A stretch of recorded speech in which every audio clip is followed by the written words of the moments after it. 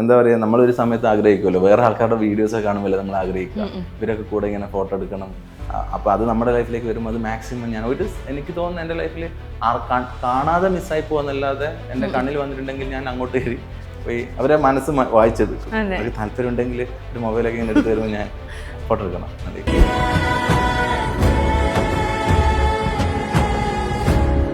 അച്ഛനും അമ്മയും അത്ര ഇങ്ങനെ കുഞ്ഞു കുട്ടികളെ കൊണ്ടുപോകുന്ന പോലെ കൈപിടിച്ച് കൊണ്ടുപോകുന്ന വീഡിയോ കാണുമ്പോൾ കരച്ചിലും വരും, ഭയങ്കര സന്തോഷം തോന്നും.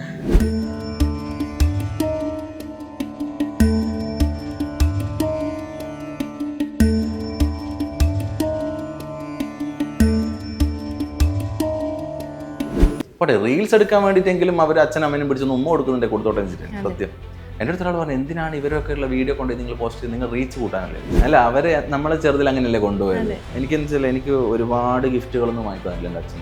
4ാം ക്ലാസ് മുതൽ +2 വരെ വീട്ടിൽ കറണ്ടില്ല, വെള്ളമില്ല, ഒന്നുമില്ല, കിണറുമില്ല, പാറയുള്ള ഏരിയ ആണ്, വെള്ളമില്ല.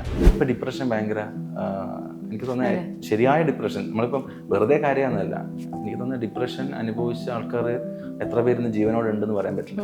ഞാൻ ഡിപ്രഷൻ സ്റ്റേജിന്റെ അടുത്തെത്തിയിട്ടുണ്ട്. കാരണം ഞാൻ ഒറ്റയ്ക്ക് താമസിക്കുന്ന സമയത്താണെങ്കിലും നമുക്ക് സിനിമ അല്ലെങ്കിൽ ആൾക്കാരുടെ നെഗറ്റീവുകൾ, പിന്നെ ഒന്നും ആവുന്നില്ലല്ലോ എന്ന ടെൻഷൻ. ഒരാണ് ശരിയായ ഡിപ്രഷൻ സ്റ്റേജിലേക്ക് പോയി കഴിഞ്ഞാൽ എനിക്ക് തോന്നുന്നത് അവൻ ആർക്കും മുഖം കൊടുക്കില്ല. ഡിപ്രഷൻ കൂടുമ്പോൾ ഞാൻ നന്നായിട്ട് ഭക്ഷണം കഴിക്കും.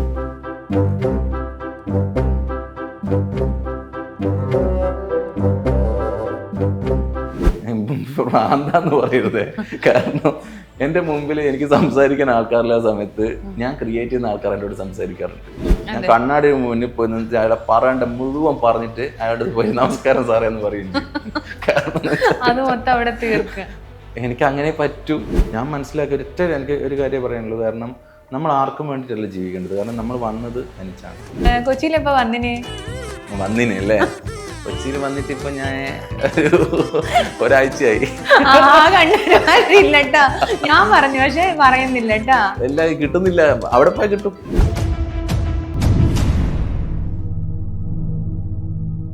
Hi, hello, welcome to Cinematech. ഇന്ന് എന്നോടൊപ്പം ഉള്ളത് മലയാളി പ്രേക്ഷകർക്കൊക്കെ ഇഷ്ടപ്പെട്ടിട്ടുള്ള ഒരു നടനാണ്. നമുക്ക് വെൽക്കം ചെയ്യാം, സൂരജ് സർ. നമസ്കാരം. ഈ പറഞ്ഞതുപോലെ തന്നെ മലയാളി പ്രേക്ഷകരുടെയൊക്കെ ഒരു ഭയങ്കര എന്താ പറയാ, പെൺകുട്ടികളുടെ ഒരു ക്രഷും കൂടിയാണ് അല്ലേ? ആണോ? അത് നമ്മുടെ പാടാത്ത പൈങ്കിളി മുതല് ആണ് ക്രഷായി തുടങ്ങിയത്. ആൾക്കാർ വന്ന് സെൽഫി ഒക്കെ എടുക്കാറുണ്ട്. അല്ലാതെ ആരും ക്രഷ് അടിച്ച് വന്നിട്ടില്ല. അങ്ങനെയൊന്നുമില്ല. കമന്റില് അവരൊന്ന് കാണുമല്ലോ, ദേവ എന്റെ ദേവാന്ന് പറഞ്ഞിട്ട് ആൾക്കാർ ഇങ്ങനെ വരുന്നേ. ദേവ, എന്നെ കുറെ ആള് ദേവാന്നൊക്കെ വിളിക്കാറ് ഇപ്പോഴും. ഇടക്ക് ഇപ്പം കുറഞ്ഞു വന്ന് 2019 മുതൽ ഇങ്ങോട്ട് എഫക്ട് കുറഞ്ഞു വരുമല്ലോ. അതെ അതെ. എനിക്ക് കുറെ പഴയ ആൾക്കാരാണ് ഉള്ളത്.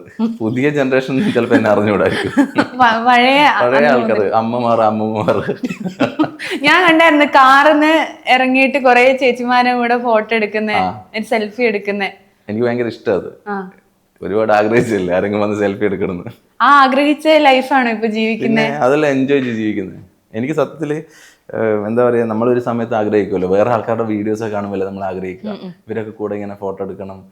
അപ്പോൾ അത് നമ്മുടെ ലൈഫിലേക്ക് വരുമ്പോൾ അത് മാക്സിമം ഞാൻ എനിക്ക് തോന്നുന്നു എൻ്റെ ലൈഫിൽ കാണാതെ മിസ്സായി പോകാന്നല്ലാതെ എൻ്റെ കണ്ണിൽ വന്നിട്ടുണ്ടെങ്കിൽ ഞാൻ അങ്ങോട്ട് കയറി പോയി അവരെ മനസ്സ് വായിച്ചത്. അവർക്ക് താല്പര്യം ഉണ്ടെങ്കിൽ ഒരു മൊബൈലൊക്കെ ഇങ്ങനെ എടുത്ത് വരുമ്പോൾ ഞാൻ ഫോട്ടോ എടുക്കണം. അതെ, ഒരു നോട്ടം കണ്ടാൽ മനസ്സിലാവും. ഞാൻ അങ്ങനെ ആഗ്രഹിച്ചിട്ടുണ്ടായിരുന്നു. അത് തന്നെ ഇപ്പം ഭയങ്കര ഹാപ്പി അതിൽ. അല്ലെങ്കിൽ ആൾക്കൂട്ടത്തിനിടയിൽ വെച്ച് ആരെങ്കിലും നമ്മളെ തിരിച്ചറിഞ്ഞിട്ട് വന്ന് ചോദിക്കുമ്പോഴേ അത് ഭയങ്കര ഒരു സന്തോഷമായിരിക്കും. അത് അന്ന് മുതലേ എനിക്ക് ആ സീരിയലിൽ കയറി 1 വീക്ക് കഴിഞ്ഞ് വീട്ടിലെത്തും മുതൽ ആ എഫക്റ്റ് ഇത് ഇന്ന് വരെ ഇപ്പൊ കുറഞ്ഞു വന്നു. ആദ്യമുള്ള എഫക്റ്റ് കുറയുമല്ലോ, നമ്മളിങ്ങനെ ആക്റ്റീവായി നിൽക്കുന്നില്ലല്ലോ ഇപ്പം. എന്നാലും ഇപ്പൊ ആക്റ്റീവായിട്ടുണ്ട് സിനിമ. ഇപ്പൊ ഈ കഴിഞ്ഞ ദിവസം ആവണി ഇറങ്ങി. അതിലൊരു മാഷായിട്ടായിരുന്നു അല്ലേ? പിന്നെ ഇത് മ്യൂട്ട് എന്ന് പറഞ്ഞ ഷോർട്ട് ഫിലിം ഡയറക്ട് ചെയ്തു ആദ്യമായിട്ട്. അപ്പൊ അതിന്റെയൊക്കെ വിശേഷം എന്താ? മ്യൂട്ടാണ് ഇപ്പൊ ലാസ്റ്റ് ചെയ്തത്. കാരണം വെച്ചാല് സിനിമ എപ്പോഴും നമുക്ക് ഫുൾ ടൈം സിനിമ എന്നല്ല. എന്നാൽ ദൈവം സഹായിച്ചപ്പോൾ കഴിഞ്ഞ വർഷം മുതൽ ഇങ്ങോട്ട് 1 വർഷം വന്ന് 2 സിനിമകൾ റിലീസാകുന്നുണ്ട്. ചെറുതാണെങ്കിലും കുഴപ്പമില്ലാതെ പോകുന്നുണ്ട്. അപ്പം എൻ്റെ ഒരു കോൺസെപ്റ്റ് ഉണ്ടായിരുന്നു. ഡയറക്ഷൻ എനിക്ക് അറിയില്ല, സത്യം ഞാൻ പഠിച്ചിട്ടൊന്നുമില്ല, അഭിനയം പഠിച്ചിട്ടൊന്നുമില്ല. എന്നാലും നന്നായിട്ട് അഭിനയിക്കുന്നുണ്ട്. ആവുന്നതുപോലെ, ബേസ് ഒന്നും ഇല്ലല്ലോ, കണ്ടും കേട്ടും അറിഞ്ഞൊക്കെ പിന്നെ എക്സ്പീരിയൻസ് ആകുന്നതാ. ടിക്ടോക്ക് മുതൽ ചെയ്ത ഒരു എക്സ്പീരിയൻസ് ഉണ്ടല്ലോ, ഡബ് സ്മാഷ് ഒക്കെ ചെയ്തിട്ട്. അതെ. ഓരോന്ന് കണ്ടും പിന്നെ എക്സ്പീരിയൻസ്. എനിക്ക് ഏറ്റവും വലിയ അറിവ് എന്ന് പറയുന്നത് നമ്മൾ ഒരുപാട് വർക്ക് ചെയ്യുന്ന സമയത്ത് നമ്മളറിയാതെ ഓട്ടോമാറ്റിക്കലി ആദ്യമൊക്കെ നമുക്ക് യാന്ത്രികമായി തോന്നും. ഈ ക്യാമറ ഉണ്ടാവും, ഇവിടെ ആൾക്കാരുണ്ട്, പിന്നെ അത് ഓട്ടോമാറ്റിക്കലി ഒരാൾ പറഞ്ഞു, ഒരു ആർട്ടിസ്റ്റ് പറയുമ്പോൾ നമ്മൾ വിചാരിക്കും ഇതൊക്കെ എപ്പോൾ നമ്മളൊക്കെ പഠിക്കും. നമ്മൾ ഡ്രൈവിംഗ് പഠിക്കുന്ന സമയത്ത് ഗിയർ ഉണ്ട്, ക്ലച്ച് ഉണ്ട്, ബ്രേക്ക് ഉണ്ട്, ഇതൊക്കെ നമ്മുടെ മൈൻഡിൽ ഉണ്ടാവില്ല. പിന്നെ നമ്മൾ ഓട്ടോമാറ്റിക് കണ്ണും പൂട്ടി ഓടിച്ചാലും കറക്റ്റ് എല്ലാം നടക്കുന്നില്ലേ. അപ്പൊ ആ ഒരു ലെവലിലേക്ക് പഠിച്ച ആളെ കാര്യം, ലൈസൻസ് കിട്ടിയ ആൾക്കാരെ കാര്യമല്ല, ലൈസൻസ് എല്ലാവരും കിട്ടുന്നുണ്ട് ഇപ്പോ. അപ്പൊ ഞാൻ പറഞ്ഞത് അങ്ങനെ ഒരു കോൺസെപ്റ്റ് ഉണ്ടായിരുന്നു ഒരു 10-15 വർഷം മുന്നേ. എൻ്റെ കോൺസെപ്റ്റ് എന്തെങ്കിലും ചെയ്യണം എന്നൊക്കെ ആഗ്രഹിച്ചിട്ടുണ്ട്. കുഞ്ഞു സാധനങ്ങളൊക്കെ ചെയ്തിട്ടുണ്ട്. പക്ഷെ സീരിയസ് ആയിട്ട് ഒരു കാര്യം എനിക്ക് തോന്നിയെന്ന് വെച്ചാൽ ഇപ്പം ഡിപ്രഷൻ ഭയങ്കര, എനിക്ക് തോന്നുന്നത് ശരിയായ ഡിപ്രഷൻ, നമ്മളിപ്പം വെറുതെ കാര്യമാണെന്നല്ല, എനിക്ക് തോന്നുന്നത് ഡിപ്രഷൻ അനുഭവിച്ച ആൾക്കാർ എത്ര പേരിന്ന് ജീവനോടെ ഉണ്ടെന്ന് പറയാൻ പറ്റില്ല. യഥാർത്ഥ ഡിപ്രഷൻ എന്ന് പറയുന്നത് അറിഞ്ഞ ആൾക്കേ പറയാൻ പറ്റും. അപ്പം അതിൽ ഞാൻ മോട്ടിവേഷൻ വീഡിയോ ചെയ്യുമ്പം ആർക്കെങ്കിലും നമ്മൾ പറയുന്ന വീഡിയോസിൽ സന്തോഷം അല്ലെങ്കിൽ റിലാക്സേഷൻ കിട്ടിക്കോട്ടെ എന്നിട്ടാണ്. കാരണം ഞാൻ പലപ്പോഴും പറയും, നിങ്ങൾ കൂളായിട്ടിരിക്കൂ, നിങ്ങൾ നിങ്ങളുടെ കാര്യങ്ങൾ ചെയ്യൂ, നിങ്ങൾ മറ്റൊരാളുടെ പ്രതീക്ഷകൾ ഒഴിവാക്ക്, നിങ്ങൾ നിങ്ങളെ സ്നേഹിച്ചു തുടങ്ങുന്നൊക്കെ ഞാൻ പറയാറുണ്ട്. അപ്പോൾ ഏതെങ്കിലും ഒരാൾ ഡിപ്രഷൻ അടിച്ച സമയത്ത് കാണുമ്പോൾ ശരിയാണല്ലോ എന്ന് തോന്നിയ ആൾക്കാരുണ്ട്. അങ്ങനെ വന്ന് പറഞ്ഞവരുണ്ടോ? അങ്ങനെ പറഞ്ഞിട്ടുണ്ട്, കമന്റിൽ റിക്കവർ ആയ ആൾക്കാരുണ്ട്. അപ്പൊ ഞാൻ കണ്ടിന്യൂസ് വീഡിയോ ചെയ്യുന്നു. ഇപ്പോഴാണ് ഞാൻ കുറച്ച് നല്ല മോട്ടിവേഷൻ ആയിരുന്നു, ഞാനും കണ്ടായിരുന്നു. നല്ല എന്താ പറയാ, നല്ല നമ്മൾ വിഷമിച്ചിരിക്കുന്ന സമയത്ത് ആ ഒരു വാക്കുകൾ കൊണ്ട് നമ്മളെ സാന്ത്വനിപ്പിക്കുക. അതെ, അത് കൊടുക്കുന്നത് നല്ലതെന്ന് തോന്നി. കാരണം നമ്മൾ മറ്റു കാര്യങ്ങൾക്ക് വേണ്ടി സോഷ്യൽ മീഡിയ ഉപയോഗിക്കുന്നതിനേക്കാൾ ബെറ്റർ മറ്റുള്ള ആൾക്കും കൂടെ എന്തെങ്കിലും കിട്ടിക്കോട്ടെ എന്ന് വിചാരിച്ചു. പിന്നെ എനിക്ക് എൻ്റെ എക്സ്പീരിയൻസ് ഉണ്ട്, ഞാൻ ഡിപ്രഷൻ സ്റ്റേജിന്റെ അടുത്തെത്തിയിട്ടുണ്ട്. കാരണം ഞാൻ ഒറ്റയ്ക്ക് താമസിക്കുന്ന സമയത്താണെങ്കിലും നമുക്ക് സിനിമ അല്ലെങ്കിൽ ആൾക്കാരുടെ നെഗറ്റീവുകൾ, പിന്നെ ഒന്നും ആവുന്നില്ലല്ലോ എന്ന ടെൻഷൻ, സിനിമ കിട്ടുന്നില്ലേ തന്നെ സിനിമ റിലീസാകുന്ന സമയത്തൊക്കെ ടെൻഷൻ, അങ്ങനെ അടിച്ചടിച്ച് നമ്മൾ ഒറ്റയ്ക്ക് ഇരിക്കുന്ന സമയത്ത് എനിക്ക് തോന്നിയൊരു കോൺസെപ്റ്റ് ഉണ്ടായിരുന്നു. എൻ്റെ മനസ്സിലുണ്ടായ കാര്യം, എനിക്ക് അനുഭവിച്ച കാര്യം, അതിനെ ഞാൻ എന്ത് ചെയ്തു, ഞാൻ തന്നെ ഡയറക്റ്റ് ചെയ്തു. 2 മണിക്കൂർ കൊണ്ട് ഷൂട്ട് ചെയ്തു, 2 മണിക്കൂർ കൊണ്ട് എഡിറ്റ് ചെയ്തു, 1 മണിക്കൂർ കൊണ്ട് പോസ്റ്റർ ഡിസൈനും ചെയ്യിപ്പിച്ചു. ഞാനും എൻ്റെ കൂട്ടുകാരും 3 പേര്, ഒരു പ്രസിൻ, ശ്രീജി, അതുപോലെ തന്നെ സുബി, 3 പേരും കൂടെ ഞാൻ കൊച്ചിയിൽ നിന്ന് വീട്ടിലേക്ക് പോകുമ്പോൾ സംസാരിച്ച് വീട്ടിലെത്തി, പിറ്റേ ദിവസം രാവിലെ ഷൂട്ട് ചെയ്ത് പിറ്റേ ദിവസം തന്നെ അപ്ലോഡ് ചെയ്തു. അതാണ് സംഭവം. അപ്പൊ ആ കോൺസെപ്റ്റ് ഇതാണ്, ഡിപ്രഷന്റെ ഏറ്റവും പീക്ക് ലെവലാണ്. എത്രത്തോളം ഡിപ്രഷൻ ഭയാനകമാണ്, ഏകാന്തത എത്രത്തോളം ഭയാനകമാണ് എന്ന് പറയുന്നത്. ലോകത്തിലെ ഏറ്റവും വലിയ ദാരിദ്ര്യം ഈ ഏകാന്തതയാണെന്ന് പറഞ്ഞിട്ടുണ്ടല്ലോ, ഒറ്റപ്പെടലാണെന്ന് മദർ തെരേസയ്ക്ക്. അതുപോലെയുള്ള ഒരു കൺസെപ്റ്റ് ആയിട്ട് എനിക്ക് തോന്നി. അത് മാത്രമല്ല, നമുക്ക് സ്ത്രീകൾ പൊതുവെ എങ്ങനെയാ വിഷമം വന്ന കരയും. ആ കരച്ചിൽ കണ്ട് ഏതെങ്കിലും ഒരു ബോയ് ഉണ്ട് ചോദിക്കും എന്ത് പറ്റിയെന്ന് ചോദിക്കും. പക്ഷെ ഒരാണ് ശരിയായ ഡിപ്രഷൻ സ്റ്റേജിലേക്ക് പോയി കഴിഞ്ഞാൽ എനിക്ക് തോന്നുന്നത് അവൻ ആർക്കും മുഖം കൊടുക്കില്ല, ആരോട് സംസാരിക്കാൻ ഇൻട്രസ്റ്റിംഗ് ആവില്ല, പിന്നെ വേറെ ഒരു വാക്ക് പോലും കേൾക്കാൻ ആഗ്രഹിക്കില്ല. കാരണം ചില ആൾ നെഗറ്റീവ് കേൾക്കുക, അല്ലെങ്കിൽ വിളിച്ചിട്ട് എന്താ ഫോൺ എടുക്കുക എന്നുള്ള ഒറ്റ ചോദ്യം മതി. നീ എന്താ വിളിച്ചിട്ട് മൈൻഡ് ചെയ്യാതെ, നീ എന്താ പഴയ പോലെ സ്നേഹിക്കാത്തത് എന്നുള്ള ഒറ്റ വാക്ക് മതി, അവനപ്പോൾ ഫോൺ സ്വിച്ച് ഓഫ് ചെയ്യും. അപ്പം ആ സമയത്ത് കൊടുക്കേണ്ടത് വെച്ചാൽ ആളെ അറിഞ്ഞ് മനസ്സിലാക്കണം. അപ്പം ആൺകുട്ടികൾ മാക്സിമം പുറത്ത് ആരുടെ മുന്നിലും കരയില്ല. കരഞ്ഞ അവര് ഭയങ്കര ദുർബലരാണെന്ന് പറയും ആൺകുട്ടികൾ. എനിക്ക് തോന്നുന്നത്, എനിക്ക് ഭൂരിപക്ഷം ആൾക്കാരും കരയില്ല. എനിക്ക് തോന്നുന്നത് കരയുന്നുണ്ടെങ്കിൽ തന്നെ അവർ അത്രയും അടുത്തുള്ള ഒരാളെടുത്ത് മുന്നിൽ അവർ പൊട്ടിക്കരയും. ചിലപ്പോൾ നമ്മളൊരു ചെറിയ ഹഗ് മതി ചിലപ്പോൾ. അപ്പോൾ ഒറ്റയ്ക്ക് ജീവിക്കുന്ന ആൾക്കാർക്ക് ചിലപ്പോൾ ഇങ്ങനെ ആകാശം നോക്കി ഫാനും നോക്കി കിടക്കുന്ന സമയത്തൊക്കെ അവരിങ്ങനെ മരണത്തിലേക്ക്, അതാണ് ഞാൻ പറഞ്ഞത്, ഡിപ്രഷൻ സ്റ്റേജിൽ പോകുന്ന ആൾക്കാർ മിക്കവാറും ഇന്ന് ജീവനോട് ഇല്ല എന്ന് തന്നെ പറയാം. അപ്പം അതിൻ്റെ പീക്ക് ലെവലുണ്ട്, അത് മനസ്സിലാക്കാതെ പെരുമാറും. ഇപ്പം പ്രണയിക്കുന്നു, ഇഷ്ടപ്പെടുന്നു എന്നൊക്കെ പറയുന്നുണ്ടെങ്കിലും അങ്ങനെയുള്ള സ്റ്റേജിലേക്ക് പോകാതിരിക്കുക മാക്സിമം. അങ്ങനെ ആ സ്റ്റേജിൽ പോകാന്ന് വെച്ചാൽ നമ്മളെ കൺട്രോള് വേറെ ആളുടെ കയ്യിലേക്ക് കൊടുക്കുക, അല്ലെങ്കിൽ നമ്മൾ ഒന്നിലേക്ക് ഫോക്കസ് ചെയ്തൊന്നും നടക്കുന്നില്ല എന്ന് പറയും. അപ്പോൾ നമ്മൾ അതിൽ നിന്ന് ബാക്കോട്ട് പോവുക. പിന്നെ ആരുടെയും വാക്ക് മതി തകർന്നു പോകുന്നു, ഞാനൊന്നും ആവുന്നില്ലല്ലോ, ഇത്രയും നാളെ നീ ഇതൊക്കെ ചെയ്തിട്ട് നീ എവിടെ എത്തുന്നില്ലല്ലോ എന്ന് പറഞ്ഞുകൊണ്ടിരിക്കും. പക്ഷെ എത്തുന്നില്ല എന്ന് പറഞ്ഞതിൻ്റെ അടുത്ത സെക്കൻഡിലായിരിക്കും നമ്മുടെ ലൈഫിലേക്ക് ഒരു കോൾ വരും. അപ്പം കഴിഞ്ഞ ദിവസം ഞാൻ ലുലു മാളിൽ പോയപ്പം ഒരാൾ പെട്ടെന്ന് വന്നിട്ട്, ആളെ കണ്ടല്ലോ അറിയാം, അയാൾ നല്ല ഡിപ്രഷനാണ്. കാരണം അയാളുടെ മീശ പ്രായം കുറവാണ്, മീശയിൽ ഇവിടെയൊക്കെ നരച്ചിട്ടുണ്ട്, ഇവിടെ നരച്ചിട്ടുണ്ട്. അപ്പോൾ അയാളെ കാണുമ്പോൾ എനിക്കറിയാം അയാൾ കുറച്ച് ഡിപ്രഷൻ ഉണ്ട്. പിന്നെ അയാളുടെ ഫേസിൽ ഇവിടെ ലൈൻ ഉണ്ട് ഇങ്ങനെ. അപ്പോൾ നമ്മൾ ഏറ്റവും കൂടുതൽ ദേഷ്യപ്പെടുന്ന ആൾക്കാർക്ക് ഇവിടെ ലൈൻ ഉണ്ടാവും, ഇവിടെ ലൈൻ ഉണ്ടാവും. ഞാൻ പറഞ്ഞത് ഞാൻ ഏറ്റവും കൂടുതൽ ചിരിക്കുന്ന ഒരാളാണ്. ദേഷ്യപ്പെടും അത് വേറെ വരും, പക്ഷെ എൻ്റെ ലൈൻസ് ഒന്നും ഇല്ല. പക്ഷെ ചിരിക്കുന്ന ആൾക്കാർ ഇവിടെ ഇങ്ങനെ ലൈൻസ് ഉണ്ടാവും. അപ്പോൾ ഇയാൾ എൻ്റെ അടുത്ത് വന്നിട്ട് പറഞ്ഞ്, ഞാൻ വെച്ച് എൻ്റെ ഒരു ഫോട്ടോ എടുക്കണം. അപ്പോൾ ഞാൻ കോഫി ഷോപ്പിൽ നിന്ന് ഇറങ്ങി എന്താണെന്ന് വെച്ചാൽ എൻ്റെ അടുത്ത് പറഞ്ഞിങ്ങനെ ഒരു കാര്യം പറഞ്ഞിട്ടാ, ചേട്ടാ സിനിമ ഞാൻ കണ്ടു, ചേട്ടൻ യൂട്യൂബിൽ ഇത് കണ്ടു, എനിക്ക് എന്തെങ്കിലും ചാൻസ് ആണ്, ഞാൻ 10-20 വർഷമായിട്ട് വർക്ക്, ഞാൻ ഒരു ടീച്ചറാണ് എന്നൊക്കെ പറഞ്ഞു. പിന്നെ ഞാൻ പറഞ്ഞു, അപ്പോൾ നിങ്ങൾ അതിൻ്റെ നമ്പർ എടുക്കുമെന്ന് പറഞ്ഞു. അപ്പോൾ ഇയാളുടെ ചെറിയൊരു ഫോണില്ല, നമ്മുടെ കീപാഡ് ഫോൺ. അപ്പോൾ ഞാൻ വാട്സപ്പ് ഇല്ലെന്ന് വെച്ച്, ഫോൺ വീട്ടിൽ വെച്ചിട്ടുള്ളത്. അപ്പോൾ ഞാൻ വെച്ചാൽ എന്താ, അല്ല അതിലാരും മെസ്സേജ് ഒന്നും അയക്കാനില്ല, ഞാൻ പറഞ്ഞു എപ്പോഴും നമ്മുടെ ഫോൺ എപ്പോഴും കയ്യിൽ, ഏത് നിമിഷമാണ് ഒരു ഡയറക്ടറോ അല്ലെങ്കിൽ ഒരു കാസ്റ്റിംഗ് കോളോ വരിക എന്ന് പറയാൻ പറ്റില്ല. അപ്പോൾ നിങ്ങൾ ദയവ് ചെയ്ത് ആദ്യം ചെയ്യേണ്ടത് നിങ്ങളുടെ വാട്സപ്പ് ഉള്ള ഫോൺ നിങ്ങളുടെ കയ്യിലൊക്കെ കീപാഡ് ഫോൺ കൊണ്ട് നടക്കരുതെന്ന് പറഞ്ഞു. ഞാൻ എൻ്റെ നമ്പർ കൊടുത്തു. ഞാൻ പറഞ്ഞു ഏതെങ്കിലും തരത്തിൽ എന്തെങ്കിലും ചാൻസ് വരികയാണെങ്കിൽ ഞാൻ ഒന്നെങ്കിൽ നിങ്ങളെ മറന്നുവെങ്കിൽ ഞാൻ സ്റ്റാറ്റസ് ഇടും, അത് കണ്ടിട്ട് നിങ്ങൾ കോൺടാക്ട് എന്നാൽ പറ്റും ഞാൻ ചെയ്തു തരാമെന്ന് പറഞ്ഞു. അത് മതി.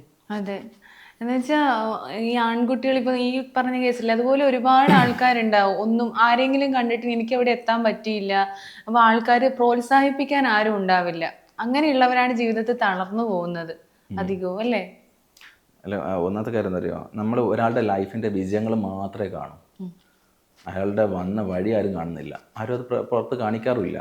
നമ്മളെന്താ ഒരു നടനായി മാറി, മമ്മൂക്ക, ലാലേട്ടൻ, ഇവരുടെ ബാക്കിലും ഹാർഡ് വർക്ക് ഉണ്ടാവുമല്ലോ. അത് ചില ആൾക്കാർ ഹാർഡ് വർക്കിന് താല്പര്യമില്ല, പെട്ടെന്ന് ഇൻസ്റ്റന്റ് ആയിട്ട് എന്ത് ചെയ്യാൻ പറ്റും, ഞാനൊക്കെ എന്ന് വെച്ച് കഴിഞ്ഞാൽ ഇപ്പോഴും ഈ ഒരു 1.5 മണിക്കൂർ വരെ ഞാൻ പെയിൻ അനുഭവിച്ചിട്ടുണ്ട്. അത് എന്താ കാര്യം എന്നുള്ളത് വെച്ചാൽ സിനിമയെ സംബന്ധിച്ചിരുന്ന കാര്യങ്ങൾ, നമ്മൾ ചെറിയ ചെറിയ കാര്യങ്ങൾ ഇമോഷണലി ഡൗൺ ആവും. കാരണം നമ്മൾ സിനിമയുടെ പുറകെ നമ്മൾ പോകുമ്പോൾ അതിന് ഞാൻ ഇപ്പോഴും എൻ്റെ ഡയറക്ടറായിട്ടുള്ളൊരു മീറ്റിലായാലും പറഞ്ഞത്, സിനിമ തുടക്കം മുതൽ സിനിമയുടെ ഏറ്റവും അവസാനം വരെ സിനിമയുടെ കൂടെ നിൽക്കാറുണ്ട് ഞാൻ. എന്നാൽ പറ്റുന്ന പ്രൊമോഷൻസ് ഞാൻ ചെയ്യാറുണ്ട്. എനിക്ക് ആ കമ്മിറ്റ്മെൻ്റ് ഉണ്ട് സിനിമയോട്. കാരണം എൻ്റെ വേറൊരു ജോബ് ഞാൻ ചെയ്യുന്നില്ല. അപ്പം എനിക്ക് തോന്നുന്നത് ഒന്നിലേക്ക് നമ്മൾ ഫോക്കസ് ചെയ്യുമ്പോൾ നമുക്ക് ഒരുപാട് തവണ നമ്മളെ പിൻവലിക്കാനുള്ള ചാൻസുകൾ കൂടുതലായിരിക്കും. സാമ്പത്തികമായിട്ടുള്ള പ്രശ്നം വരും, ഫാമിലി ആയിട്ടുള്ള പ്രശ്നങ്ങൾ വരും. കാരണം ഒരാൾ ജോലി ചെയ്യാതെ സിനിമയ്ക്ക് വേണ്ടി എപ്പോൾ നടക്കാനാ? പക്ഷെ ഞാനിപ്പോഴും പ്രതീക്ഷയാണ്. 2 വർഷം മുന്നേ പറഞ്ഞ ഇൻ്റർവ്യൂവിൽ ഞാൻ പറഞ്ഞ പ്രതീക്ഷയാണ്. ഇപ്പോൾ ദൈവം സഹായിച്ച് സിനിമ തിയേറ്ററിൽ പോയി ഇപ്പം കാണാൻ ഒരു 3 പടങ്ങൾ റിലീസായി. ഞാൻ എന്നെ നിറഞ്ഞ് കണ്ടു ഞാൻ തിയേറ്ററിൽ. അപ്പം എനിക്ക് അടുത്തെന്ന് വെച്ചാൽ ഒരു നല്ല ഒരു ഹിറ്റ് സംഭവിക്കണം. അതുവരെയുള്ള ബുദ്ധിമുട്ടേ ഉള്ളൂ. ഞാൻ സിമ്പിളായിട്ട് കാണുന്നത് സംഭവിക്കും, ഉറപ്പാണ്. ആരോഗ്യം ഉണ്ടായാൽ മതി. അതുകൊണ്ട് ഇപ്പം ആരോഗ്യം നന്നാക്കാൻ വേണ്ടി ഭക്ഷണം ശ്രദ്ധിക്കുന്നുണ്ട്, ഡയറ്റ് ശ്രദ്ധിക്കുന്നുണ്ട്, എക്സസൈസ് നോക്കുന്നുണ്ട്. കാരണം ജിമ്മിലൊക്കെ പോകാൻ തുടങ്ങി, പ്രോപ്പറായി പോകാൻ. ആദ്യം ഭയങ്കര മെലിഞ്ഞിട്ടായിരുന്നു, നല്ലോണം മെലിഞ്ഞിട്ടായിരുന്നു. പിന്നെ തീറ്റി കൂടി.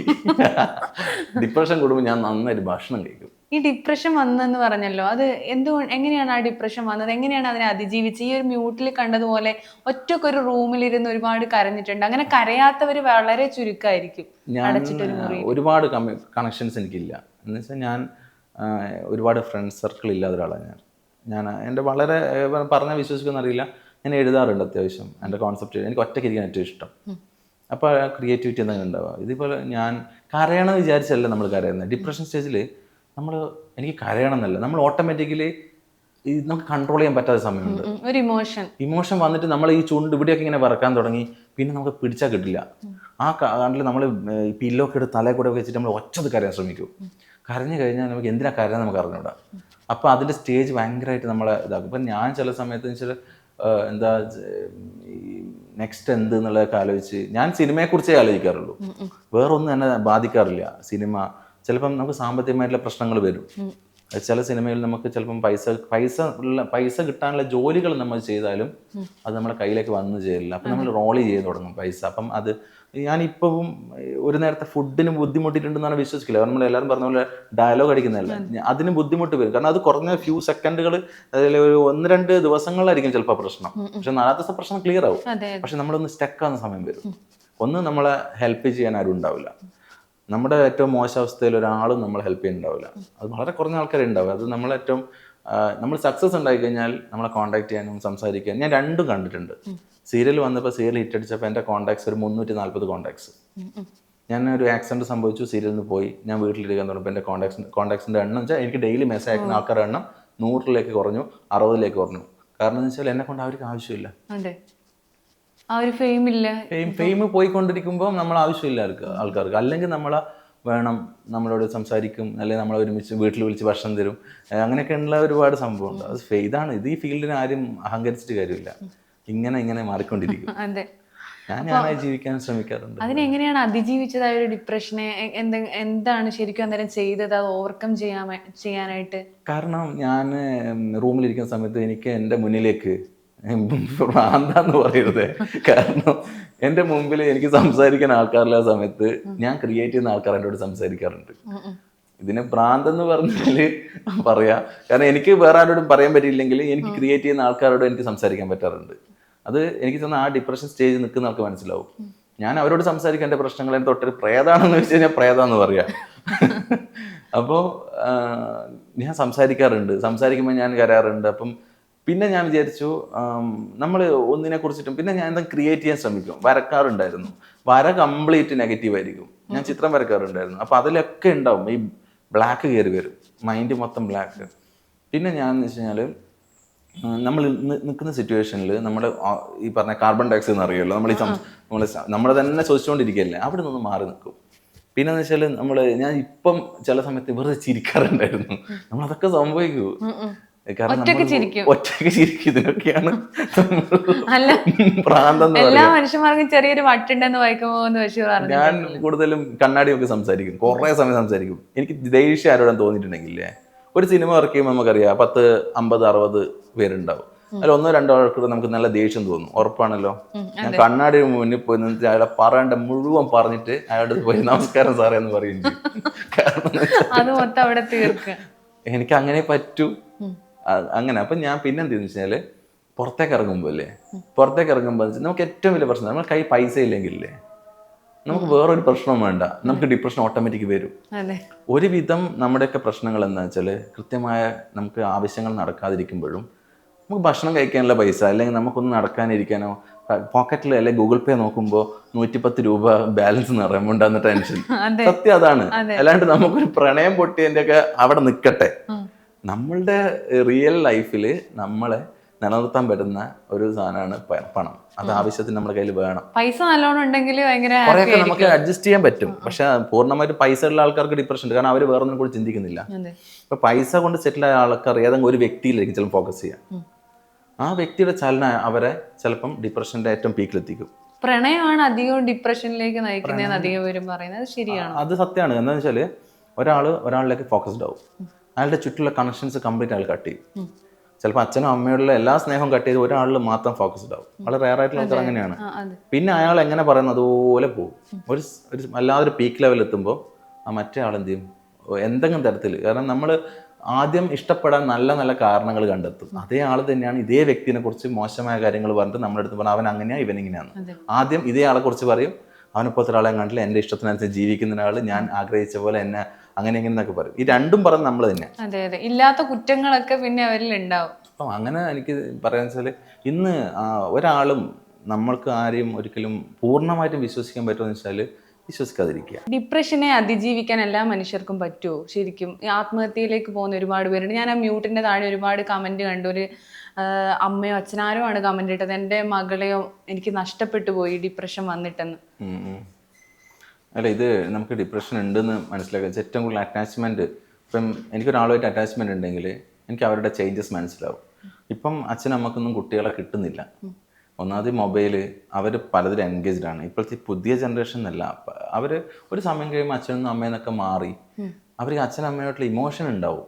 അല്ലാതെ അവർ പണ്ടത്തെ പോലെ, പണ്ടാണെങ്കിൽ മോളെ വീട്ടിൽ ഒരു 5 മിനിറ്റ് എവിടെയും കാണാതെ നിന്നാൽ അറിയില്ല, നമ്മൾ വന്ന് നോക്കുമായിരുന്നു. ഇന്ന് നമ്മൾ വീട് വിട്ട് പുറത്ത് പോയി കഴിഞ്ഞാൽ പിന്നെ വിളിക്കുമ്പം പറയും അച്ഛാ റൂമിലാണ് ഉറങ്ങുക, അല്ലെങ്കിൽ ഞാൻ ഫ്രണ്ടിന്റെ വീട്ടിലാണ്, അല്ലെ സ്വന്തം റൂമിലാണെന്ന് തന്നെ പറയും. അവിടെ എന്ത് നടക്കുന്നതെന്ന് അറിയുന്നില്ല. അപ്പം നമ്മളെന്ന് വെച്ചാൽ ആരും നല്ലവരോ ആരും മോശക്കാരോ അല്ല, സാഹചര്യങ്ങളാണ്. നമ്മൾ ശരിക്കും നോക്കുകയാണെങ്കിൽ ഇതിനെക്കുറിച്ച് പഠിപ്പിച്ചു കൊടുക്കാനൊന്നും പറ്റില്ല, അനുഭവം കൊണ്ട് തന്നെ പഠിക്കണം. ട്രാപ്പാണ്.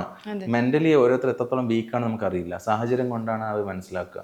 ചില ആൾക്കാർക്ക് ഇൻസ്റ്റന്റ് ആയിട്ട് പറയാന്ന് വെച്ചാൽ പെട്ടെന്ന് ഒരു എന്തെങ്കിലും അവർ ഉദ്ദേശിക്കുന്ന ഒരു മാറ്റം വന്നു കഴിഞ്ഞാൽ അവർക്കത് പിടിച്ചു നിൽക്കാൻ പറ്റില്ല. അവരപ്പോഴേക്കും എനിക്ക് ജീവിക്കണ്ടെന്ന് തോന്നും. ഞാൻ മനസ്സിലാക്കിയ എനിക്ക് ഒരു കാര്യം പറയാനുള്ളൂ. കാരണം നമ്മൾ ആർക്കും വേണ്ടിയിട്ടല്ല ജീവിക്കേണ്ടത്. കാരണം നമ്മൾ വന്നത് തനിച്ചാണ്. നമ്മൾ കുറച്ചുകൂടെ പ്രായം കഴിയുമ്പോൾ നമുക്ക് അസുഖങ്ങൾ വരും, നടക്കാതാവും, ചിലപ്പോൾ ഇരിക്കാൻ പറ്റില്ല, അസുഖങ്ങൾ തന്നെ നമ്മൾ കൊണ്ടുപോകും. അപ്പോഴൊന്നും ഈ പറഞ്ഞ ആൾക്കാരാരും നമ്മൾ വിളിക്കില്ല. മനസ്സിലാക്കണമെങ്കിൽ ഒരു 65 വയസ്സുള്ള ആളുടെ അടുത്ത് അയാളുടെ ഒരു പുതിയ ഫോൺ നമ്പർ വാട്സപ്പ് എടുത്ത് അതിൽ എത്ര പേര് മെസ്സേജ് അയക്കാൻ നോക്കി? 65 വയസ്സിലാർക്ക് ചാറ്റ് കുറവായിരിക്കും. ഉണ്ടാവും 2-3 അമ്പലത്തിന്റെ അരിയും ചാക്കും കൊടുക്കേണ്ടതായിരിക്കും, അല്ലെങ്കിൽ എന്തെങ്കിലും പിന്നെ കുടുംബ ഗ്രൂപ്പ് ആയിരിക്കും. പേഴ്സണലി മെസ്സേജ് അയക്കുന്ന ആൾക്കാർ വളരെ കുറവായിരിക്കും. 65 വയസ്സ് ഞാൻ കണ്ടിട്ടുണ്ട് അങ്ങനെയുള്ള വാട്സപ്പ്. നമ്മൾ ആക്റ്റീവാണ്, നമുക്ക് ഈ ആരോഗ്യവും ആക്റ്റീവ് നമ്മൾ കാണാൻ നമ്മുടെ ചുറ്റുപാടൊക്കെ ഉള്ള സമയത്ത് നമുക്ക് ആൾക്കാരുണ്ടാവും. ഞാൻ പറഞ്ഞത് നമ്മൾ ജനിച്ച് വളർന്നപ്പോൾ ഒന്നും ഇവരാരും നമ്മൾ കണ്ടിട്ടില്ല. ഇപ്പൊ എനിക്ക് ഒരാളുടെ കമ്മിറ്റ്മെന്റ് എന്നോളം ഞാൻ ആരെയും സ്നേഹിക്കില്ല, അത് സത്യമാണ്. പക്ഷെ നമ്മൾ അങ്ങനെ സ്നേഹിച്ചു പോകുന്ന ആൾക്കാരാണ് ഡിപ്രഷനിൽ പോവുക, എന്നേക്കാൾ കൂടുതൽ സ്നേഹിച്ചു പോവുക. നമ്മൾ നഷ്ടപ്പെടുത്താം. നമ്മളെ സ്നേഹിക്കാതെ നമ്മളെക്കാളും കൂടുതൽ ഇമ്പോർട്ടൻസ് മറ്റൊരാൾക്ക് കൊടുക്കുമ്പോഴാണ് പ്രശ്നം. അതാണ്, നമ്മൾ ആർക്കും കൂടുതൽ ഇമ്പോർട്ടൻസ് കൊടുക്കാതിരിക്കുക. നമ്മൾ ആർക്കെങ്കിലും കൂടുതൽ ഇമ്പോർട്ടൻസ് കൊടുത്താൽ അവർക്ക് നമ്മളോടൊരു ഇമ്പോർട്ടൻസ് ഉണ്ടാവില്ല. തിരിച്ചങ്ങനെയാണ്. കാരണം നമുക്കറിയാം, നമ്മൾ ചാവി സ്റ്റാർട്ട് ചെയ്തു, അവർ നമ്മൾ പുറകെ വന്നുകൊണ്ടിരിക്കും. ഞാൻ ഒരാൾക്ക് ഒരു ഇമ്പോർട്ടൻസ് കൊടുത്താൽ ഞാൻ അയാളുടെ പുറകെ പോയിക്കൊണ്ടിരിക്കും. അവർക്ക് നമ്മളെ മൈൻഡ് ചെയ്യേണ്ട ആവശ്യമില്ല. നമുക്ക് അവർക്കറിയാം അതിൻ്റെ പുറകെ വന്നോളൂ, വാല്യൂ ഇല്ലാതാവും. കുറച്ച് നമുക്കൊരു ഡിമാൻഡ് എപ്പോഴും നമ്മൾ കീപ്പ് ചെയ്യണം. എന്നാലേ അവർക്ക് നമ്മുടെ അടുത്ത് ഡിമാൻഡ് ഉണ്ടാവും. ഇപ്പം ഇഷ്ടപ്പെടുക, റൂം കഴിഞ്ഞു, അവനറിയാം, അവൻ ആഗ്രഹിച്ചത് അവൻ്റെ കൈ കിട്ടി. പിന്നെ ഈ പെൺകുട്ടി എന്ത് ചെയ്യും? അവനെ ഫോളോ അപ്പ് ചെയ്തുകൊണ്ടിരിക്കേണ്ടി വരും. തിരിച്ചുകൊണ്ടേ ഒരു പെൺകുട്ടികളും ഇതുപോലെ ആണ് പെണ്ണെന്ന് ഇതിന് വേർതിരിവൊന്നുമില്ല. എത്രയോ ആൺകുട്ടികൾ, എനിക്ക് തോന്നുന്നത് ഇപ്പം ബാംഗ്ലൂർ വെച്ചിട്ട് ഇപ്പോൾ ഒരു ആൺകുട്ടി ബിൽഡിങ്ങിൻ്റെ അവന് താഴെ ചാടി. മലയാളിയാണ്, കോഴിക്കോട് കുട്ടിയാണ്. അപ്പം എന്താ അവൻ്റെ റീസൺ ആർക്കും അറിയില്ല. അവൻ ഇതുപോലെ ചിലപ്പം അവന് ഇഷ്ടപ്പെട്ട പെൺകുട്ടി വേറെ എന്തെങ്കിലും തരത്തിൽ അവന് താങ്ങാൻ പറ്റാതെ, കാരണം ഇപ്പോഴത്തെ ഈ ഫാസ്റ്റ് ഫുഡ് പോലെയാ, എഫക്റ്റ് പെട്ടെന്നാണ്. അവനത് താങ്ങാൻ പറ്റിയില്ല, അവൻ തീർന്നു. അപ്പോൾ ആർക്ക് നഷ്ടം? അച്ഛനും അമ്മക്ക് നഷ്ടം. ഞാൻ പറയുന്നത് മാറാൻ നമ്മൾ സ്വയം വിചാരിക്കുക. എനിക്ക് തോന്നുന്നൊരു മോട്ടിവേഷൻ കൊണ്ട് ഒരാൾ മാറണമെന്നില്ല. അയാൾ മാറണ അയാൾ തന്നെ വിചാരിക്കണം. മോട്ടിവേഷൻ ഒരു സപ്പോർട്ടാണ്. ഞാൻ എപ്പോഴും എൻ്റെ അനുഭവങ്ങൾ പറയുമ്പം, എൻ്റെ അനുഭവത്തിലൂടെ പോകുന്ന ആൾക്കാർക്ക് നമ്മൾ പറയും, ഞാനിപ്പം നെട്ടൂരേക്ക് വന്നു, നെട്ടൂരേക്ക് പോകാതെ ഒരാളുടെ ഞാൻ പറയും, പിന്നെ ഇന്നേ സ്ഥലത്തൂടെ പോയാൽ നിങ്ങൾ നെട്ടൂരെത്തും. അപ്പം ആ വഴിയിലൂടെ ഞാൻ പോകുമ്പോൾ ഞാൻ ചിലപ്പം പറയും, നിങ്ങൾ ഇങ്ങനെ ചെയ്യും എന്ന് പറയുമ്പോൾ അവർ ആ രീതിയിൽ ചെയ്യുമ്പോൾ ചിലപ്പോൾ അവർക്ക് ആ ഒരു എന്നെപ്പോലെ ഒരാളും കൂടി ഉണ്ട്, അയാൾ റിക്കവർ ആയല്ലോ. ഇപ്പം ഞാൻ ഇപ്പം സിനിമ ചെയ്യുന്നുണ്ടെങ്കിലും ഇതിൻ്റെ ഇടയിൽ കൂടെ ഞാൻ ഇതുപോലത്തെ കാര്യങ്ങൾ ചെയ്യുന്ന സമയത്ത് ഇപ്പം അച്ഛനും അമ്മയായിട്ടുള്ള ഫോട്ടോസും വീഡിയോസും അപ്ലോഡ് ചെയ്യുമ്പോൾ ഞാൻ മനസ്സിലാക്കിയിട്ടുണ്ട്, സ്വന്തം അറിയില്ല, ജനിക്കുന്ന സമയത്ത് ഒന്നും വേണ്ട, നമ്മളെ ഈ അച്ഛൻ അമ്മ ഈ പറയില്ലേ, നമ്മൾ 10 മാസം വയറ്റിൽ ചുമന്ന, അത് വലിയൊരു പ്രൊട്ടക്ഷൻ അല്ലേ. ആ പ്രൊട്ടക്ഷൻ കഴിഞ്ഞു, നമ്മളെ കാക്കക്കും പൂച്ചക്കും കൊടുത്തിട്ടില്ല, നമ്മൾ വളർന്ന് വലുതായി. ഇത് നമുക്ക് ഇപ്പം നമ്മൾ വലിയ ആൾക്കാരാണ്, പക്ഷെ അന്ന് നമ്മളെ ഒന്ന് എവിടെയെങ്കിലും മാറ്റി നിർത്തിയാൽ ചിലപ്പോൾ ഒരു പട്ടി കടിച്ചു കൊണ്ടുപോകും. അപ്പം നമ്മൾ നോക്കി വളർത്തി ഭക്ഷണം തന്നില്ലേ. അപ്പം അത്രയും ഒരു ബന്ധം. അപ്പം ആ അച്ഛനും അമ്മയാണ് നാളെ ഈ കുട്ടികൾ റിജക്റ്റ് ചെയ്യുന്നത്. അവർക്ക് അവരുടെ ഭാഗത്ത് ചിന്തിച്ച കാരണങ്ങൾ ഉണ്ടാവും. പക്ഷെങ്കിൽ അങ്ങനെ റിജക്റ്റ് ചെയ്ത് വൃദ്ധസാധനങ്ങളിൽ കൊണ്ടുപോയിട്ടാക്കുന്ന സമയത്ത് ഞാൻ എൻ്റെ അച്ഛനെയും അമ്മയും ഒരുമിച്ചുള്ള വീഡിയോ എന്തിനു പോസ്റ്റ് ചെയ്യുന്നു ചോദിച്ചിട്ടുണ്ട്. അച്ഛനും അമ്മയും അത്ര ഇങ്ങനെ കുഞ്ഞു കുട്ടികളെ കൊണ്ടുപോകുന്ന പോലെ കൈപിടിച്ച് കൊണ്ടുപോകുന്ന വീഡിയോ കാണുമ്പോൾ കരച്ചിലും വരും, ഭയങ്കര സന്തോഷം തോന്നും. അല്ല, അവരെ നമ്മളെ ചെറുതിൽ അങ്ങനെയല്ലേ കൊണ്ടുപോയത്. എനിക്കെന്ന് വെച്ചാൽ എനിക്ക് ഒരുപാട് ഗിഫ്റ്റുകളൊന്നും വാങ്ങി തന്നിട്ടില്ല എൻ്റെ അച്ഛനും. പക്ഷേ ജീവൻ നിലനിർത്തിയിട്ടുണ്ട് അമ്മയും അച്ഛനും. കാരണം അതല്ലാതെ എനിക്ക് ഇഷ്ടപ്പെട്ട സാധനങ്ങളൊന്നും ഒരുപാട് വാങ്ങിച്ചു തരിക, ഒരുപാട് ഡ്രസ്സുകൾ വാങ്ങിച്ച, കളിപ്പാട്ടങ്ങൾ എന്ന് എൻ്റെ ഓർമ്മയിലില്ല. ഇവരെനിക്ക് എന്ത് ചെയ്തതെന്ന് വെച്ചാൽ എനിക്ക് വേണ്ടിയിട്ട് അവർ ഒന്നും തന്നെ സമ്പാദിച്ചിട്ടുമില്ല. പിന്നെ എന്തിനു ഞാൻ അവരെ സ്നേഹിക്കണം? എല്ലാവർക്കും എല്ലാം ഉണ്ടാക്കി കൊടുത്തിട്ടാണ് സ്നേഹിക്കുന്നത്. എനിക്കൊന്നും ഉണ്ടാക്കി തന്നിട്ടില്ല. എനിക്ക് ഒരു കണക്ക് നന്നായി തോന്നി.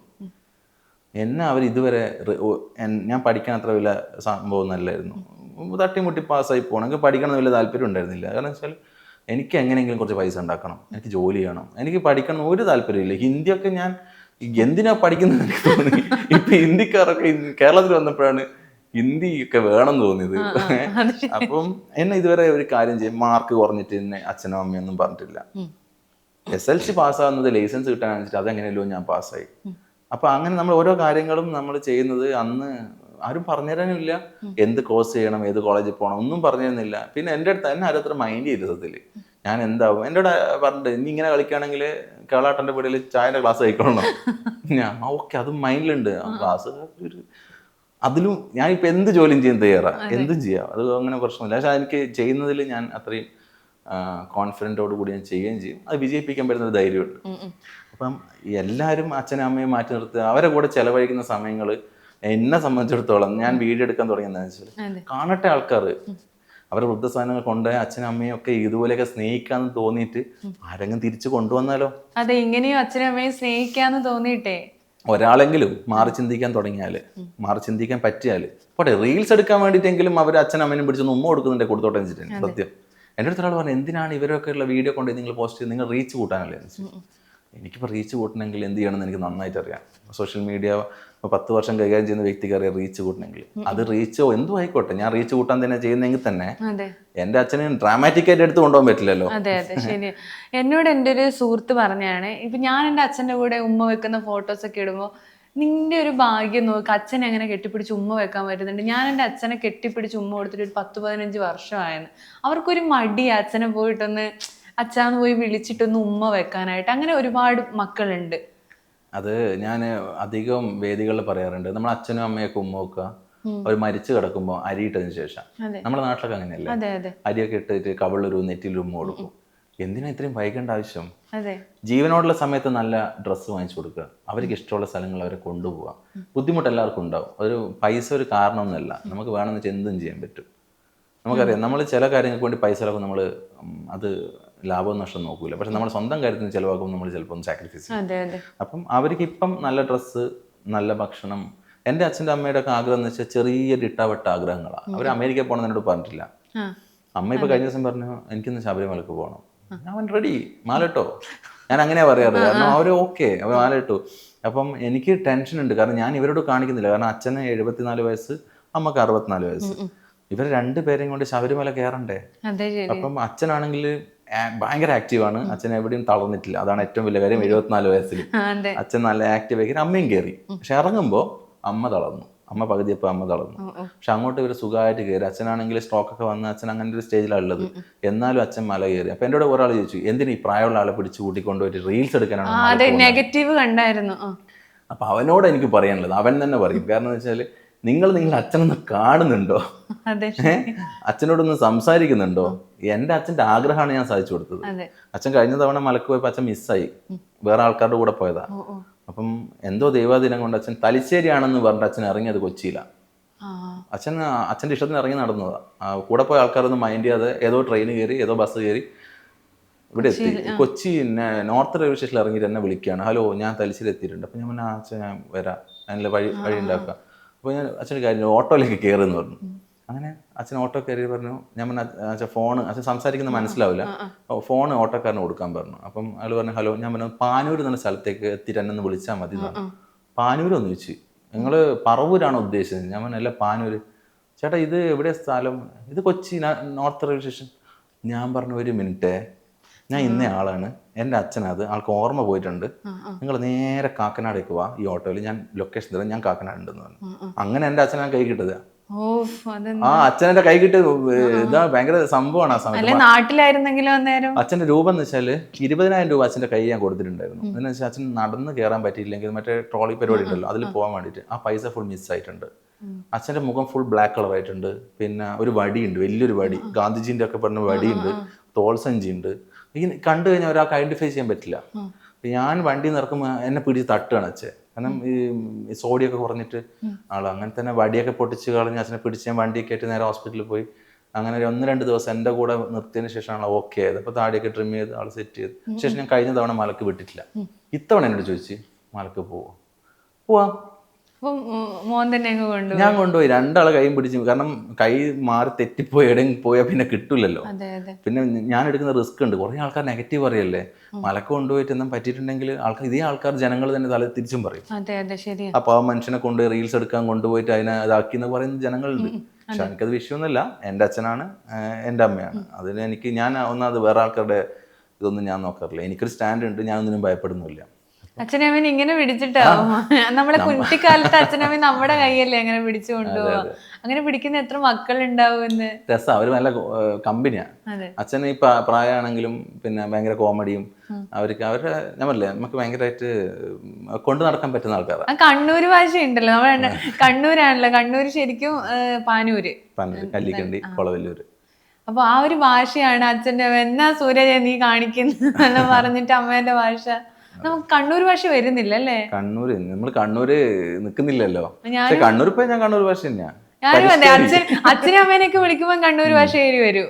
എന്ന് കുറച്ച് കണ്ണൂരിലൊന്ന് പറഞ്ഞ കണ്ണൂർ ഭാഷ കണ്ണൂർക്കാരോട് പറയുമ്പോ എപ്പൊ ഇപ്പൊ കൊച്ചിയിൽ എപ്പോ വന്നിന് അല്ലേ? കൊച്ചിയിൽ വന്നിട്ട് ഇപ്പൊ ഞാൻ ഒരാഴ്ചയായി. കണ്ണൂർ ഭാഷ ഇല്ലട്ടാ, ഞാൻ പറഞ്ഞു പക്ഷെ പറയുന്നില്ലട്ടാ. എല്ലാം കിട്ടുന്നില്ല. അവിടെ പോയാൽ കിട്ടും, ആടെ കിട്ടും. അവിടെ പോയാൽ നമ്മള് പിന്നെ ഫുള്ള് കണ്ണൂർ ഭാഷ. പിന്നെ തെയ്യലും അടുത്തുണ്ട് അമ്പലത്തിൽ. പിന്നെ ഞാൻ പറശ്ശിനിക്കടവിൽ സ്ഥിരം പോകുന്ന ഒരാളാണ്. അത് വേറെ കാര്യം. തെയ്യം നമ്മളെ ഏരിയയിൽ ഇപ്പം തുടങ്ങുമല്ലോ, സമയമായല്ലോ, ഏകദേശം ഫെബ്രുവരി മാർച്ച്. പിന്നെ അച്ഛന് ഒരു ആഗ്രഹമില്ല, അച്ഛന്റെ ഫാദേഴ്സ് ഡേ ഒക്കെ അച്ഛനൊരു ആഗ്രഹം എന്നാന്ന് ചോദിച്ചാൽ അച്ഛൻ പറഞ്ഞു എനിക്ക് അങ്ങനെ ആഗ്രഹമൊന്നുമില്ല, ഒരു ബിരിയാണി വാങ്ങി തന്നാ മതി. അച്ഛന്റെ സ്ഥിരം പരിപാടി എന്നറിയോ? പൊറോട്ടയും ചിക്കൻ കറിയും. ഞാൻ നാട്ടിലുണ്ടെങ്കിൽ ഞാൻ ഏകദേശം ഒരു 4:30 മണിയാകുമ്പോൾ എൻ്റെ ഫോണിൽ കോൾ വരും. അപ്പം ഞാൻ പറയാം പൊറോട്ടയും ചിക്കൻ കറി അല്ലേ. അപ്പം പൊറോട്ടയും ചിക്കൻ കറി ഫേവറേറ്റ് സംഭവമാണ്. അത് ഇരുന്ന് കഴിക്കും, അത് ഭയങ്കര ഇഷ്ടമാണ്. അതൊന്നാണ്. പിന്നെ അച്ഛൻ്റെ ആഗ്രഹം അത്രയേ ഉള്ളൂ. അച്ഛനും അമ്മയൊക്കെ പണ്ടത്തെ കാലമൊക്കെ പറയുന്നത് അവര് ഭയങ്കര ഇതിപ്പോ അവര് ആഗ്രഹിച്ച് ജീവിക്കുന്ന ഒരു ലൈഫായിരിക്കും. ഇപ്പൊ മോനിങ്ങനെ സൂരജ് ഇങ്ങനെ വളർന്നിതായപ്പോ അച്ഛനും അമ്മയും കുട്ടിക്കാലത്തൊക്കെ ഭയങ്കര കഷ്ടപ്പെട്ട് അതൊക്കെ പറഞ്ഞു തരാറുണ്ടോ അനുഭവം? ഞാൻ കണ്ടറിഞ്ഞത് തന്നെയല്ലേ. എൻ്റെ സിസ്റ്റർ നന്നായിട്ട് പഠിക്കുമായിരുന്നു. അവളെ എല്ലാ ക്ലാസ്സും ഫസ്റ്റ് ക്ലാസ്സോട് കൂടിയിട്ട് MA ആയിക്കോട്ടെ എല്ലാം ഫസ്റ്റ് ക്ലാസ്സോട് പാസ് തരാണ്. പ്രതീക്ഷയില്ലാത്ത ഒരാളായിരുന്നു ഞാൻ. കാരണം എല്ലാവരും പറഞ്ഞ പോലെ തന്നെ ഏതെങ്കിലും ചായക്കടയിൽ ക്ലാസ് കഴിവെന്നുള്ള പ്രതീക്ഷ കൂടിയിട്ടാണ് എൻ്റെ അച്ഛനമ്മയൊക്കെ വിചാരിച്ചത് സത്യത്തിൽ. പക്ഷേ എന്നിലൂടെയാണ് ഇപ്പം എൻ്റെ അച്ഛനും അമ്മയും അറിയപ്പെടുന്നത്. സൂരജിൻ്റെ ഇപ്പം എൻ്റെ വീട്ടിലേക്ക് പോകാൻ സൂരജിൻ്റെ വീടെന്നല്ലേ പറയുന്നത്, സൂരജിൻ്റെ വീട്ടിലേക്ക് പോവുക അങ്ങനെയല്ലേ. ഞാൻ കണ്ടു വളർന്നത് എന്താ, എൻ്റെ വീടെന്നൊക്കെ പറയുന്നതെന്ന് വെച്ചാൽ അന്നൊക്കെ നാണക്കേടാ. അന്ന് സ്കൂളിൽ പോകുമ്പോഴൊക്കെ ഞാൻ കള്ളത്തരന്മാരുണ്ട്, എൻ്റെ വീട്ടിൽ നിലത്ത് ടൈൽസ് ഉണ്ടെന്നും പൈപ്പ് ഉണ്ടെന്നും TV ഉണ്ടെന്നൊക്കെ പറഞ്ഞിട്ടുണ്ട്. ഈ പറഞ്ഞ സാധനങ്ങളൊന്നും ഇല്ലായിരുന്നു. പക്ഷെ നമുക്ക് പിടിച്ചേക്കണ്ടേ അന്ന് ചാണകം തേച്ച നമ്മൾ അങ്ങനത്തെ സിറ്റുവേഷനിലൂടെ നമ്മൾ വന്നിട്ടുണ്ട്. കട്ടയിട്ട ചാണകം തേച്ച വീട്, അതുപോലത്തെ ഓലയും ഓടും ഒക്കെ ആയിട്ടുള്ള വീടാണ്. പക്ഷെ ഏറ്റവും കൂടുതൽ മറക്കാൻ പറ്റാത്ത അനുഭവം എന്ന് പറയുന്നത് ഇതുണ്ടല്ലോ, എന്താ പറയാ, മഴ പെയ്യുന്ന സമയത്തൊക്കെ ചോർന്നൊലിച്ച് അമ്മ, എനിക്ക് നല്ല ഓർമ്മയുണ്ട്, നല്ല ഇടിയും മഴയും. പണ്ടത്തെ മഴ ഇപ്പൊ ഇല്ലല്ലോ, ഇടിയും മഴയൊക്കെ ഉള്ള സമയത്ത് വൈകുന്നേരം ആകുമ്പോൾ മീനെ കൊണ്ടുവന്നിട്ട് അമ്മ ജോലിക്ക് പോകണ്ടേ, ഹോസ്പിറ്റലിൽ വർക്ക് ചെയ്യുന്നു. അച്ഛൻ എത്തുമ്പോൾ ലേറ്റ് ആവും. സിസ്റ്റർ ആകുമ്പോൾ നേരത്തെ തന്നെ അപ്പുറത്തെ തറവാട്ടിൽ പോയിരിക്കും. കാരണം വെച്ചാൽ അവിടെ ലൈറ്റൊക്കെ ഉണ്ട്, നമുക്ക് കറണ്ടില്ല. അപ്പം രാത്രി ആകുമ്പോഴേക്കും അമ്മ ഇങ്ങനെ മീനൊക്കെ ഉണ്ടാക്കുന്നുണ്ടാവും, ചപ്പാത്തിയൊക്കെ ഉണ്ടാക്കുന്നുണ്ട്. അപ്പം ഞാൻ അമ്മേൻ്റെ അടുത്ത് കാവലിരിക്കും.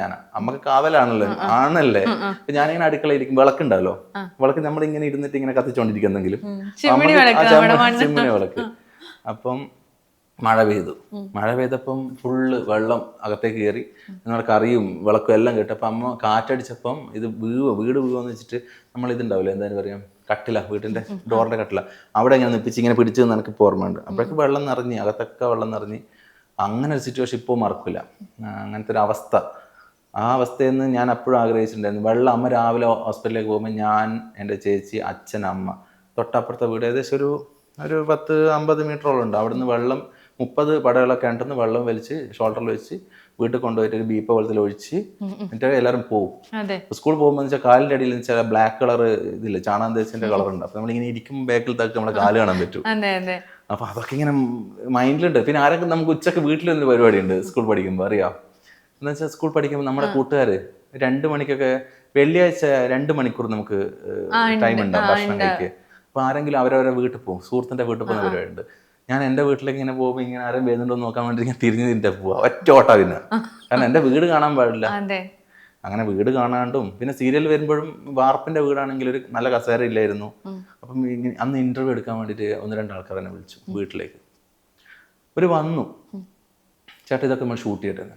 ഞാൻ പറഞ്ഞു വീടിൻ്റെ ഇപ്പോഴത്തെ കണ്ടീഷൻ ഷൂട്ട് ചെയ്യണ്ട, കാരണം ഭയങ്കര സിമ്പതി ആയിരിക്കും. പിന്നെ ആൾക്കാർ എനിക്ക് വീട് സ്പോൺസർ ഇതൊക്കെ ഉണ്ടാവും, എനിക്കറിയാം. നമ്മളിപ്പോൾ ആ ഏഷ്യാനെറ്റിലല്ലേ വന്നത്, അപ്പം അതിൻ്റെ പവർ ചെറുതല്ലായിരുന്നു. ഞാൻ പറഞ്ഞു ഇതൊന്നും ഇപ്പം ഷൂട്ട് ചെയ്യണ്ട, ഇപ്പം ഇൻ്റർവ്യൂ ഒന്നും വേണ്ട. ഈ വീടിൻ്റെ അവസ്ഥ എന്ന് വെച്ചാൽ പുല്ലൊക്കെ കയറി, നമ്മൾ ഒരു നല്ല കസേര, ഒരു കസേര പൊട്ടിയതാണെങ്കിൽ അങ്ങനത്തെ ഒരു അവസ്ഥയായിരുന്നു. നമ്മളെ ഒരു സാധാരണ നാട്ടിൻപുറത്തിലുള്ള ഒരു അവസ്ഥ ഇതൊക്കെ തന്നെയാണ് ശരിക്കും. അത് ഈ നഗരങ്ങളിൽ ജീവിച്ചവർക്ക് ഭയങ്കര ഒരു അക്സെപ്റ്റ് ചെയ്യാൻ ബുദ്ധിമുട്ടായിരിക്കും, പക്ഷെ നമ്മളവിടെ ഹാപ്പി ആയിരിക്കും. അതെ, ഭക്ഷണത്തിനൊന്നും ബുദ്ധിമുട്ടൊന്നും ഉണ്ടായിട്ടില്ല, ദാരിദ്ര്യം അനുഭവിച്ചില്ല. ഭക്ഷണം എനിക്ക് തോന്നുന്നു ഇന്നത്തെക്കാൾ കൂടുതൽ ഭക്ഷണം കഴിക്കാൻ പറ്റില്ല. പക്ഷെ എനിക്ക് ഏറ്റവും ആഗ്രഹിച്ചതെന്ന് വെച്ചാൽ ഒരു ലൈറ്റ്, ഒരു കത്തുന്ന ബൾബ് കത്തുന്നത് കാണാൻ ഭയങ്കര ആഗ്രഹമായിരുന്നു. അത് ആഗ്രഹിച്ചിട്ടുണ്ട്.